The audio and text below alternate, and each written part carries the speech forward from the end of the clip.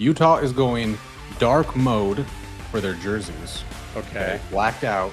Up 12 points, right? Which means,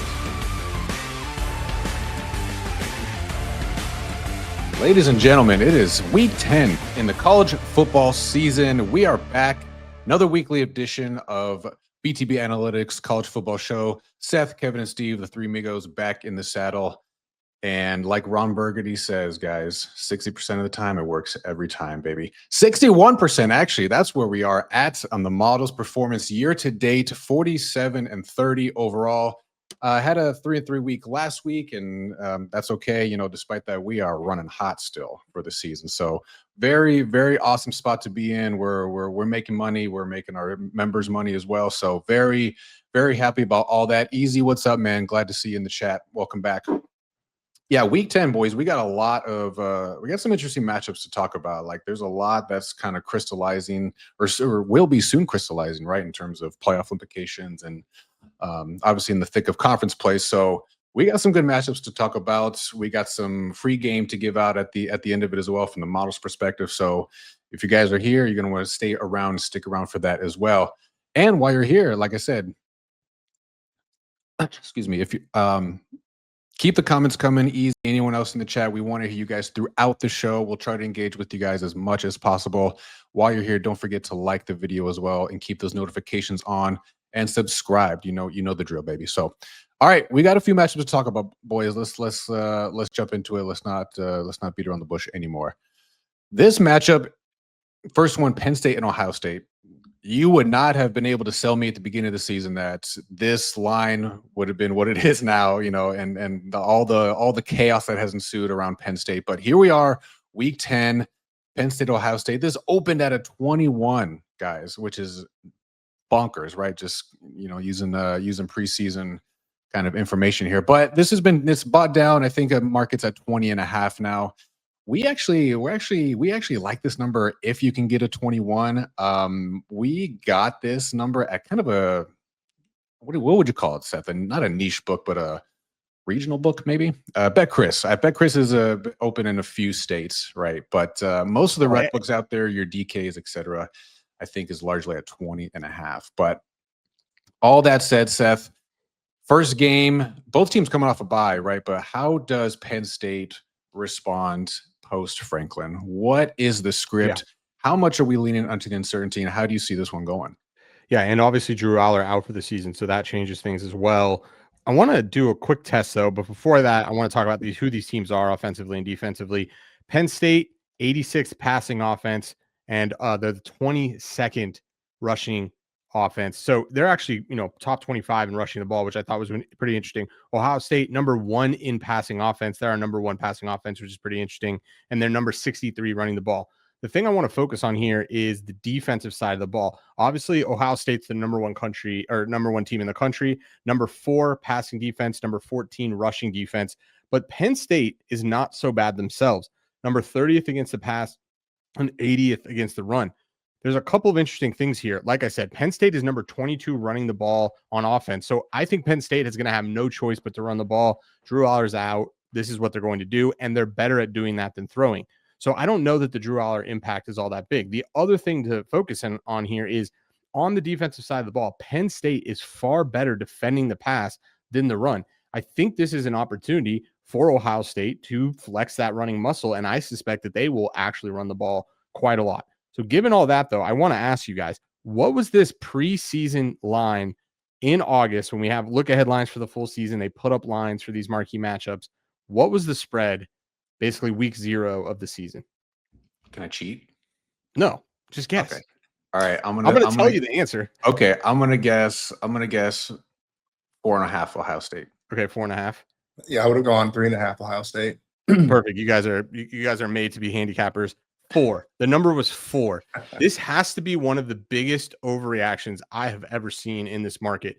You are basically saying that the combination of Drew Aller and losing their head coach is somewhere in the vicinity of about a 15, 16-point move.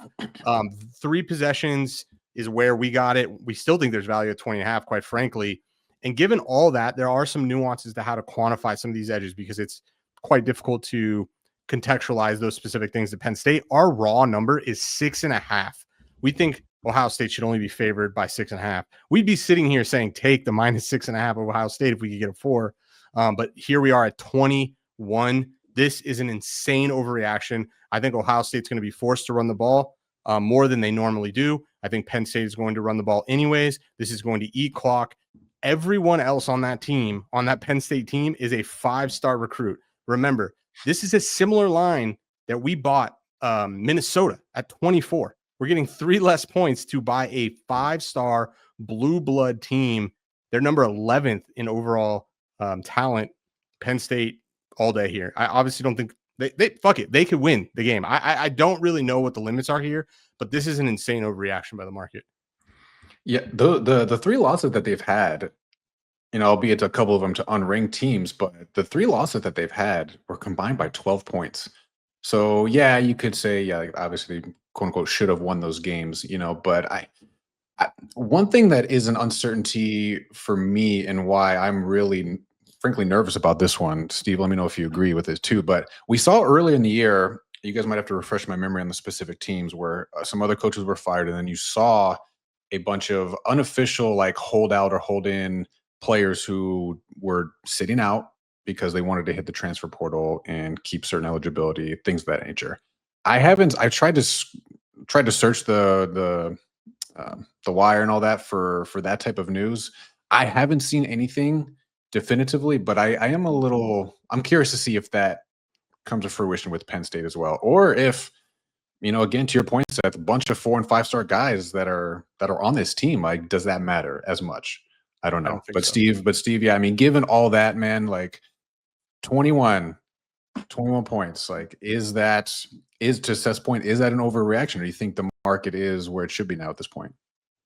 Yeah, I mean, this feels absolutely gross. I don't know if 21 is going to be enough, quite frankly. And that was my initial gut reaction, right? And I think I kind of walked myself a bit back off the ledge as the week has gone on. And I think part of that too has been, what has the market done? Have we seen really that movement beyond there? Like you mentioned, 20.5 at the retail books, and 21 kind of being the stay point there. But here's where I'm coming from here. So I do agree with everything Seth said.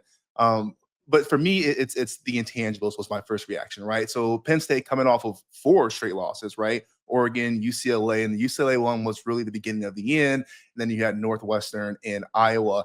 And what concerns me is, to Steph's point, like, yeah, they have dudes, and we've seen this before where they just can't seem to put it together, right? And we saw it a lot last year with Michigan, right? And even though Michigan was mostly, they had dudes on the defensive end and their offense couldn't get it going, overall, they had a pretty bad year for Michigan standards.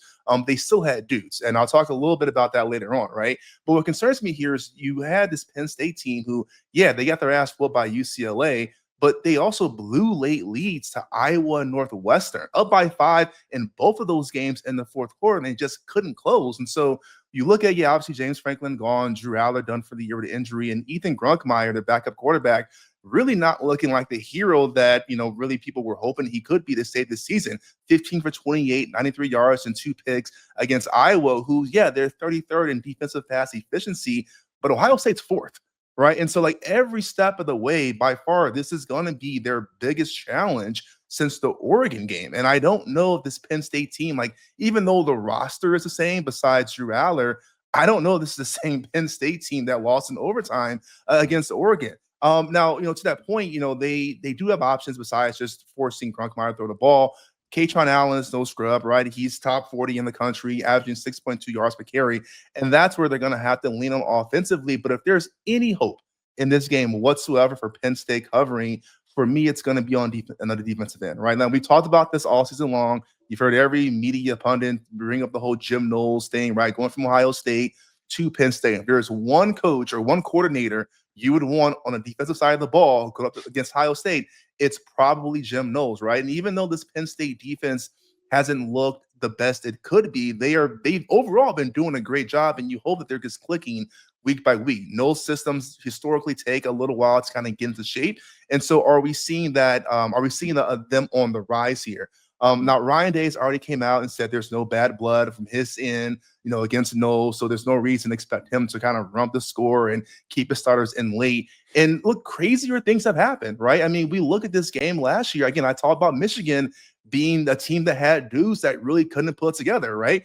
Michigan beat an unranked, horrible Michigan team, beat #1 Ohio State in Columbus last year, right? And so I'm not saying that this is a necessary, like, oh, this is going to be a blowout. We've seen these Big Ten games play out really wonky, especially against teams that have quote unquote dudes, right? So anything is possible. How I see this game is Ohio State comes out hot, they blitz early, and they're up by like 24-27. And you just hold on to your butt cheeks for that fourth quarter backdoor cover, and we'll see what happens. So, but like I said, crazier things have happened, but yeah, I don't feel comfortable about it. Okay, you're shaking your head. I saw you, Seth. I saw you. What's on the tip of your tongue? You want to talk your shit. How do you come to that conclusion? They haven't been have any offensive success, like with Drew Aller, without Drew Aller. So how do you come to the conclusion that Drew Aller's worth 14 points? That's basically the conclusion you have to come to. And I don't see how we have any data to support that.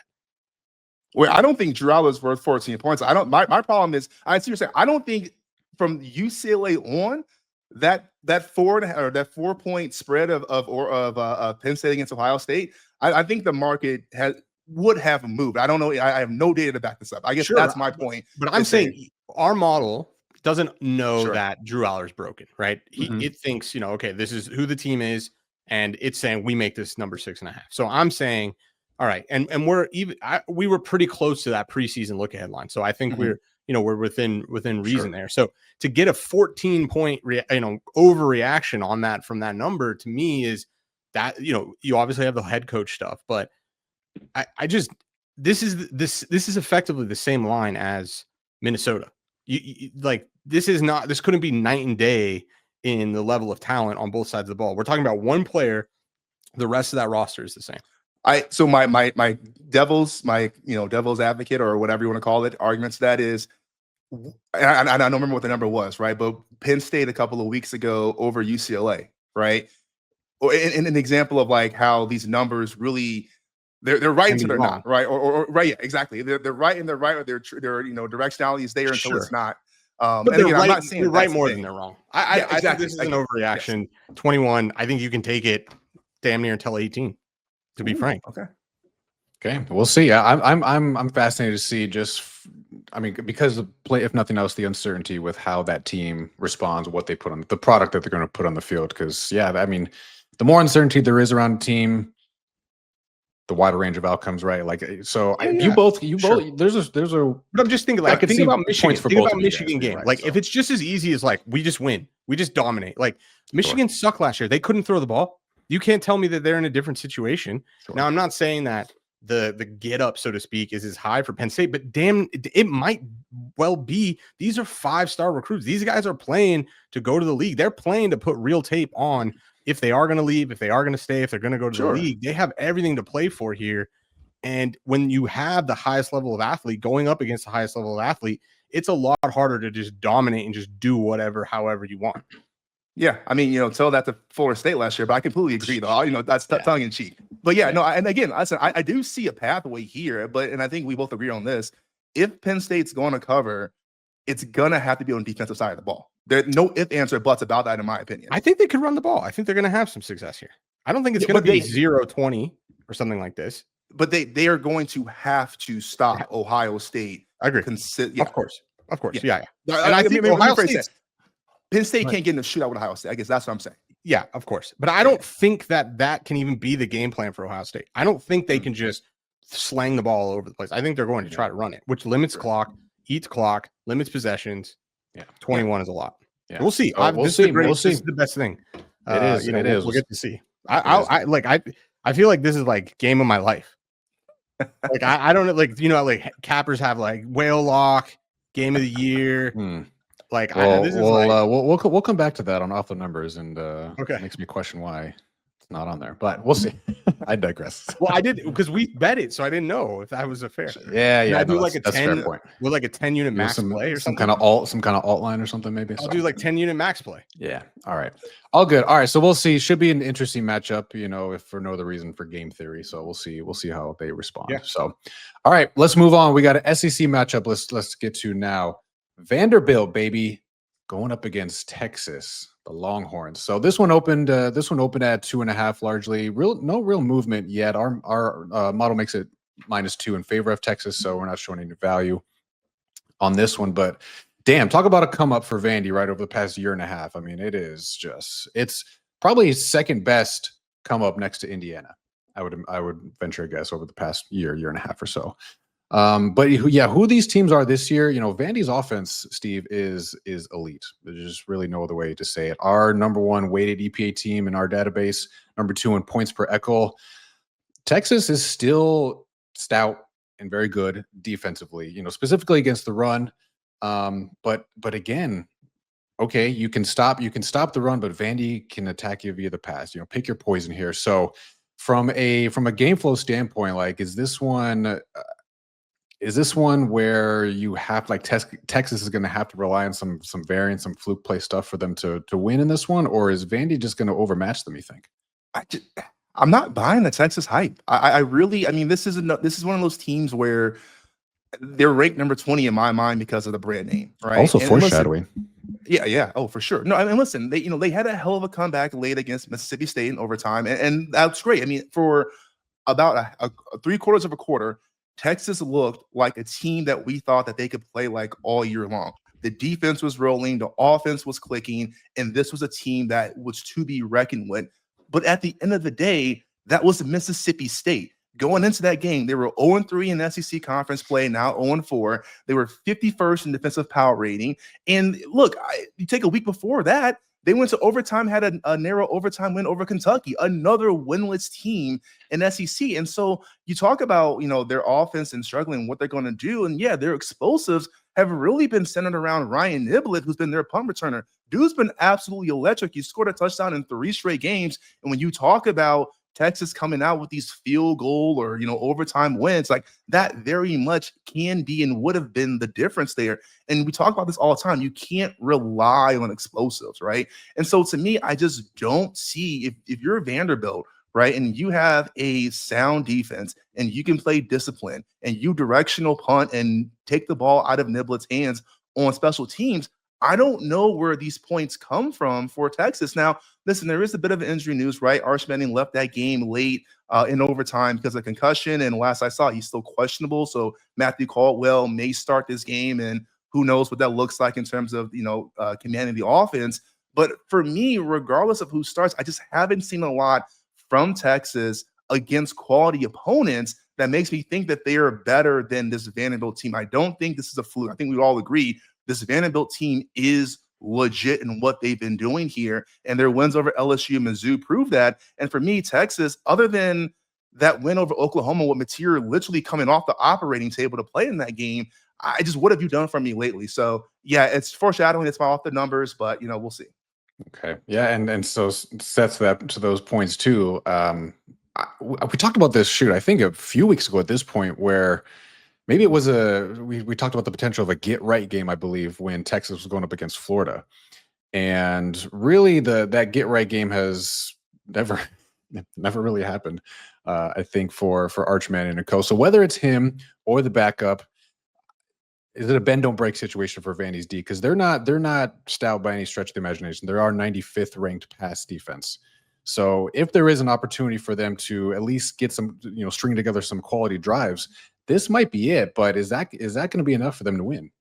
Yeah, and I mean, we talked about Vandy is the real deal. They're the number 6 passing offense in our database and the number 3 rushing offense. So this team ain't fucking around, and they're obviously doing it in the SEC. Texas, they're obviously struggling on offense. 92nd passing the ball, 86th rushing the ball, and you talked about it. Vandy is not the best on defense. 95th passing defense, 32nd rushing defense. But when you pull back the layer, one of the stats that I thought was really, really important here is given all that for Vandy on a per play basis, when we look at their points per echo, so how many points do they give up once their opponent gets to the 40 or better? Vandy falls all the way, or improves rather, all the way to number 4 in the nation in points per echo. So they are holding teams to field goals. They are not giving up touchdowns. So yeah, teams and Texas, whether it's Arch or whoever, might have success in the early part of drives. Vanderbilt's killing these drives, and that is not going to bode well for Texas, a team that is already struggling scoring. So I do think Vandy is a really interesting spot here. We make the raw number minus Texas minus 1.5. So at the current numbers at 2.5, it leans in the direction of Vandy, but it's just not quite there to have the value. You would need like a 3.5 to bet this. Some angles I think are really important here based off what we're all seeing. I think we're all kind of seeing Texas is actively dying. The one thing I will point out, they basically must win this game to make the playoff. If Texas loses this game, they cannot make the playoff. So I do think you have some like dead cat bounce, like, I don't know, thing there. But if Arch is out, the thing I want to point out here, there are two different pathways if you want to be a Vandy supporter some way other than the spread. That is, I'm going to back to the bell here. You should already be having some tickets for Ty Simpson. I want to add to that portfolio Diego Pavia for Heisman here at plus 950, best in the market. If he wins this game, he has gone on this SEC tear. He has the story. He has the brand name. He already hit him in the end zone there with the Heisman. And if you look at the rest of their schedule, they have to play Auburn and Tennessee. So they have more SEC games to come. I think that if they win this and they can win a couple more, they're for sure going to have the he's going to have the resume. Yeah. The other way to play this, if they can beat Texas, I do think that they are going to have a high probability of making the playoff. You can currently get that at plus 118 right now. I think if they beat Texas and they at least beat either Auburn or Tennessee, they will make the playoffs. I think they can lose one of those games as long as they beat Texas here. So if you're counting on that, that is those are two ways you could play it. Now, for the true degens, I don't even know if you can do this. Diego Pavia, Heisman winner, Vanderbilt to make the playoff, parlay together. That should be able to buy a new house. I doubt you can do it. Highly correlated. Recommend just a sprinkle on that one. Yeah. Well, fuck it. I mean, they are correlated, so the odds aren't going to be that sexy if you can. I don't think they're gonna. I don't think they're giving that one up. Unfortunately, I don't think so either. But I think I do think Vandy can. The only thing we talk about a lot on this channel, Texas has dudes. This is a top 5 talent recruited team like for the last 25 years. I mean, there's probably no one less than a 3-star that is in the transfer portal coming on that team that's on that roster. So I mean, this is the real deal. Yeah. And I mean, Vandy has kind of done well against that bottom to mid tier in the SEC as far as talent, right? I would say Texas right now is playing like a mid tier SEC team, but their talent definitely is not a mid tier SEC team. It's an elite team. Yeah, for sure. So, all right, sounds good. I'm excited for this one as well. So it should be a fun one. All right, we got 2 in the books. We got a couple more matchups to talk about. Stick around because at the end of this, we're going to be giving out some free game, talking about some data and free bet from our model's output this week. It's a reminder for everyone tuning in. Appreciate the comments. Keep them coming, guys. We'll try to get to as many as we can.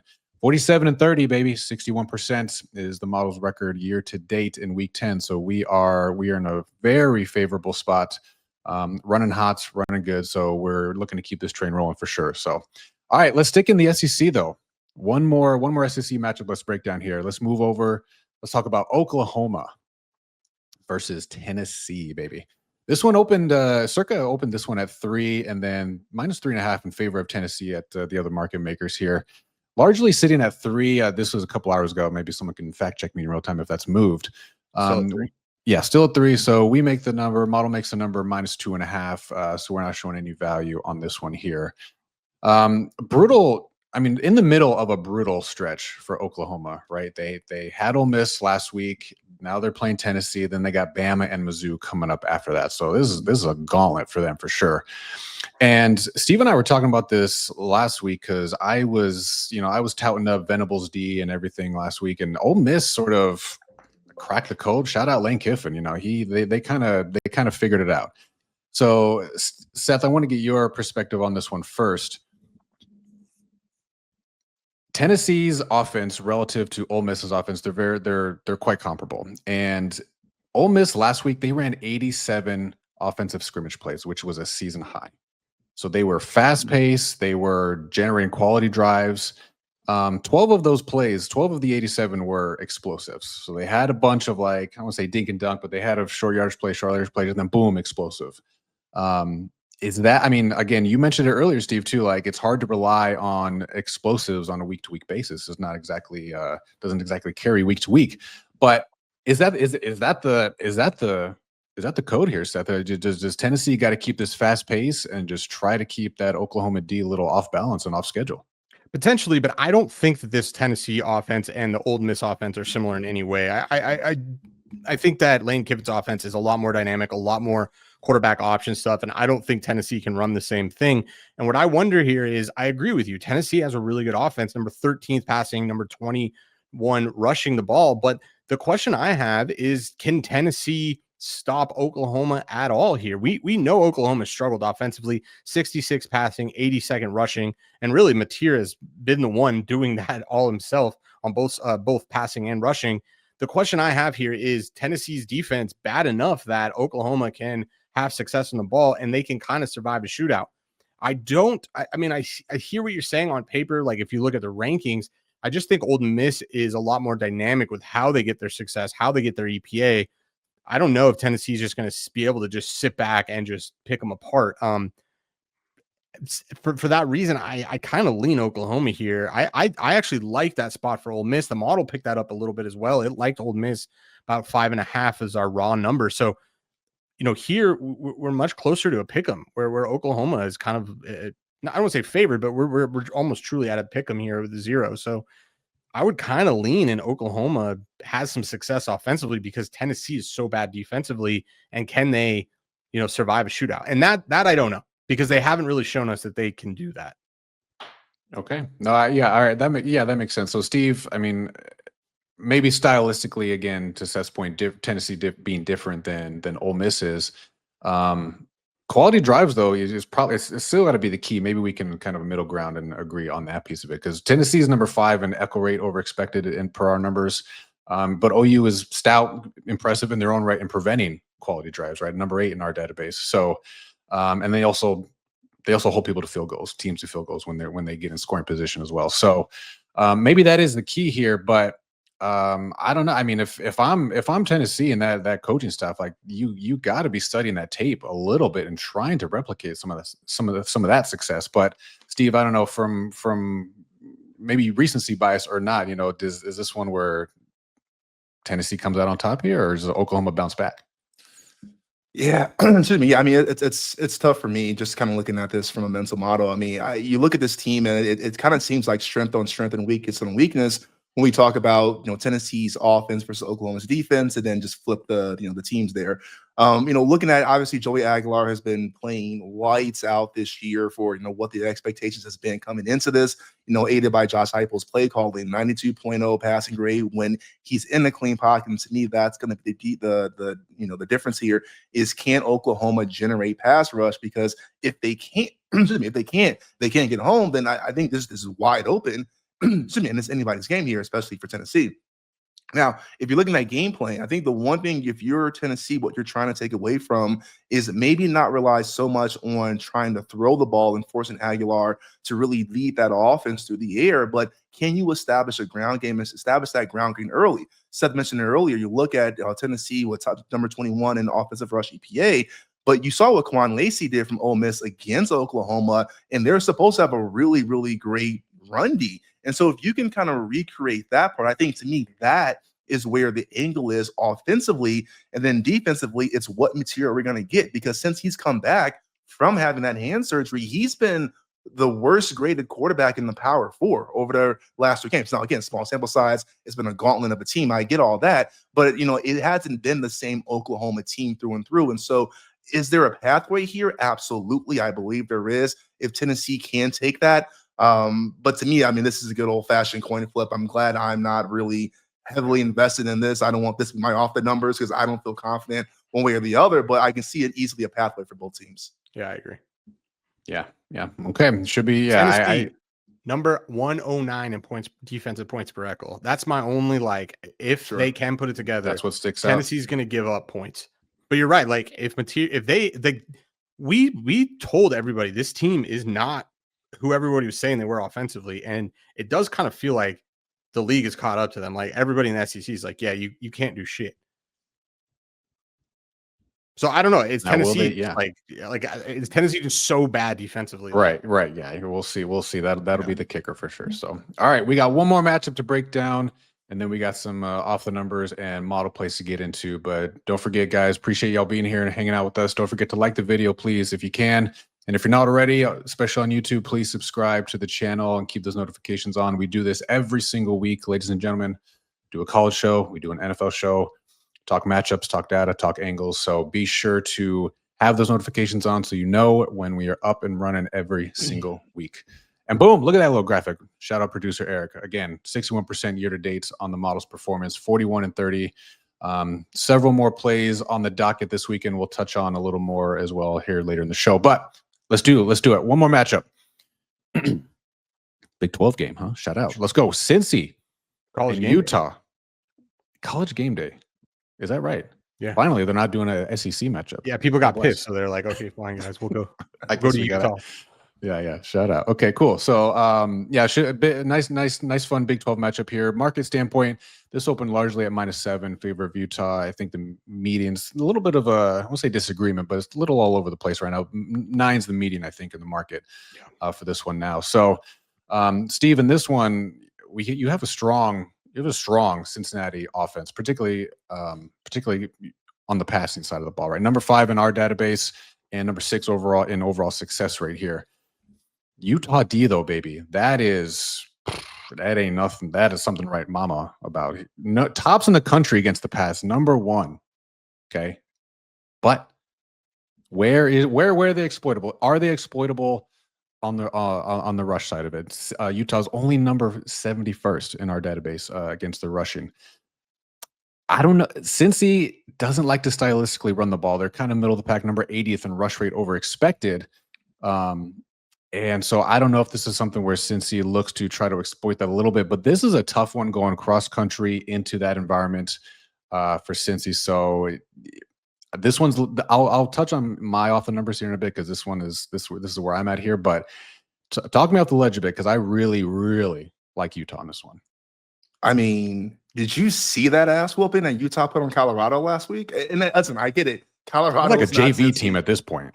My God, right? And listen, I know Colorado's been through the QB carousel. They've had 3 different quarterbacks there, et cetera, but they held them to 140 total yards. I don't know if you got to watch any of that game, but it was literally, I remember I was watching the game and I got up to get a snack on first down and I came back and they were punting.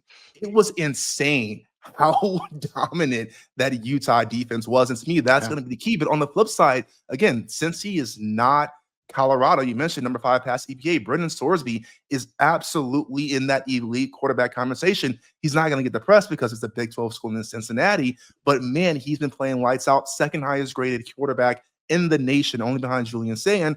And he's a versatile threat. I mean, he's got 468 yards rushing on the ground, so he can throw it, he can run it. And to me, like, that's going to be the key. You're going to have to have some sort of versatility to keep Utah defense honest and to keep them from pinning their ears back. Because once they get you in any sort of one-dimensional aspect, it is game over. Now, the big thing here is going to be what's happening for Utah's offense.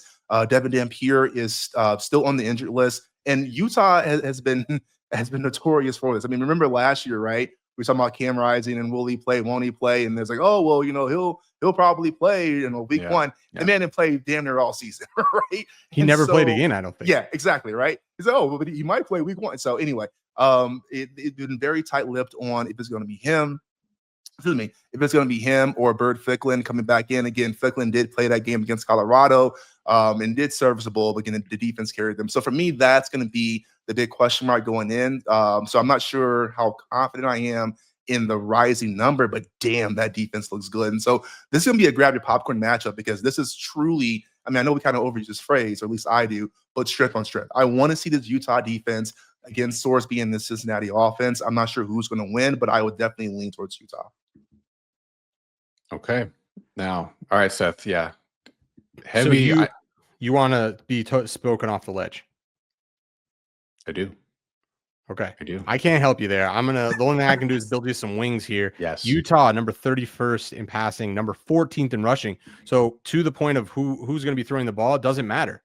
I think we can run the ball here and have a ton of success. Cincinnati, 58th in passing defense, 75th in rushing defense. That's actually their weakness. I think this is where Utah's going to go anyways, no matter who's starting at quarterback. You already talked about it. Cincinnati, no doubt a good offense. Number 5 passing, number 17th rushing offense going up against Utah. Number 1 pass defense, 71st rushing defense. This is good offense going up against good Utah defense, but unfortunately for Cincinnati, this is a horrible Cincinnati defense going up against a really good Utah offense. And then the one really important stat here I want to zoom out. When we look at weighted EPA, types of plays that we up and down weight based off the historical data of saying what is more correlated with covering these types of games. When we look at defensive weighted EPA, Cincinnati falls to 106th, Utah at 36. So I think no matter what, Utah is going to have success here. Our raw model number is 15.5. So right over that 2 possession number. You can currently get a 9.5 the market. Now, we're not foolish. Ignoring the market, I think, is a fool's errand. But in this case, I think we understand why the market is maybe a little bit undervaluing Utah. There's injury concerns. Yeah, and can I one point to point out though?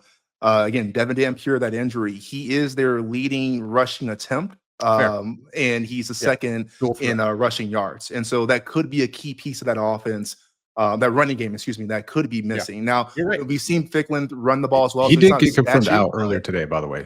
He did get confirmed out? Okay. I was questionable. Okay, thanks. So that could be the one thing I would caution. But I am with you, Seth, though. Like, there definitely is a game script here.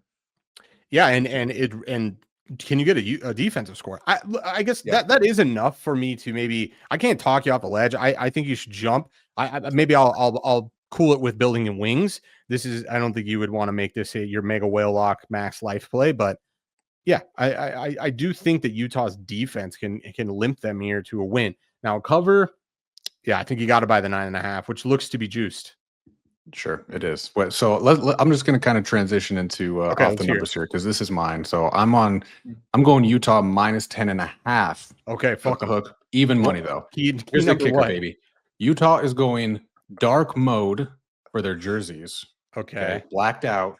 12 points, right? Which means damn. I'm going dark side, bitches. Okay. We got Utah covering all night, baby. Cincy. Okay. Look at the quality of defenses that Cincy has played to date. It is not impressive at all. Okay. At all. The closest D that you can kind of use as an analogy or metaphor to Utah, UCF in terms of like net EPA per game rankings, since he only put up 20 points against them. I just really, I'm not confident. I'm not confident in Cincy's ability to generate quality drives, consistent points against this offense, or excuse me, against this defense. And yeah, I'm not buying Cincy's ability to stop the Utah offense. So long live the dark side, baby. Okay, I like it. What Nebraska? How do we think Nebraska stacks up to Utah's defense? Sorry, one more time. Nebraska, the game 1. How do we think they stack up? I don't have the numbers off the top of my head, but I think that's maybe your best proxy. Yeah. It was a little difficult to kind of go retrospectively and see what the rankings were like week 1 versus current. But current rankings, UCF is actually technically better than Nebraska. Yeah. Wow. Okay. Yeah. So anyways, that's where I'm at. Utah minus 10.5 plus 100 even money, baby. So let's roll with it. So all right, let's kick it off. We got a couple. Let's roll through you guys off the numbers here, and then we'll get into some free model of the week. So I'm 6-4. The only one who's in the net positives right now for college football. So I've been getting out plus money dogs out here. Sounds like a personal problem. I'm just saying. I don't know. But all right, boy, let's go. So Utah minus 10.5 is mine. Seth, you're 4-5 right now. I'm not far behind, obviously. So take us through what you got this week. Yeah, I mean, I debated. I really have a lot of conviction on the Penn State stuff. I mean, there's a lot of unknown there, but I do think the market is crazily overreacted to that spread. But we're already on that. We bet that as a group. So I'm kind of going to a very square play, but I do think right now the cause and effect is kind of a no-brainer. And just when we talk about teams needing to perform, we kind of, that's one of the things I think square bettors do is they kind of bet on things will happen and they take for granted, the over will do this. But I think Notre Dame right now has to win every single game, and they have to win so by the craziest margin they can do it by. And so, yeah, 28.5 is inflated. I missed the 27.5 where this opened, but quite frankly, I think if Notre Dame wins this game, it's likely to be way over margin because this is the mission they're on. They have to win out, and they have to basically cover, in my opinion. So it's a square play. Our model makes this exactly 28.5, so no real edge there, but I do think they're going to eke out every single play they have. Okay. All right. It's on the books. 28.5 for Notre Dame. All right, Steve. Well, you mentioned it a little bit earlier, but any other points to add to your alpha numbers for this week? No. I just Okay. Texas hype is overrated. Vandy's legit, and Vandy is going to win this game. Give me Vandy plus 122 money line at Caesars. Okay. Let's do it. All right. So there's some other best bets of the week for And also, y'all. wait, how am I 2 games behind? How am I 2 games behind you guys? Is that 3 Yeah, and I 5? think I did. No. I think I didn't update that record. Hold Classic Kevin cheating. That classic Kevin cheating shit. You got to watch him. Classic Kevin cheating. And didn't we convert to the unit system like a couple on. weeks ago? Yeah. We did. Yeah. So the units are on there. Oh, okay. I didn't see it. Or not on the write up, but they're on the sheet. So Yeah, because I had a plus money dog too. You did. So you are also 4 and 5 record wise, Steve. That's my bad. I got to give you props where props are due. Good call out. What did you have last week? Yeah, BYU money line. Yeah. Oh yeah. This was like the whole everybody was that this was the wrong line. Yeah. I feel like everybody was on. Yeah. So, okay, just a side note real quick before we get to the free mob. Producer Eric, if you don't have access to the sheet, let me know because the units are on there and we can call that out too. So anyway, that's for next show. All right. Best bets off the numbers of the week. We got top matchups in the books as well. The best part, baby. One thing left to do. Let's give out some free game.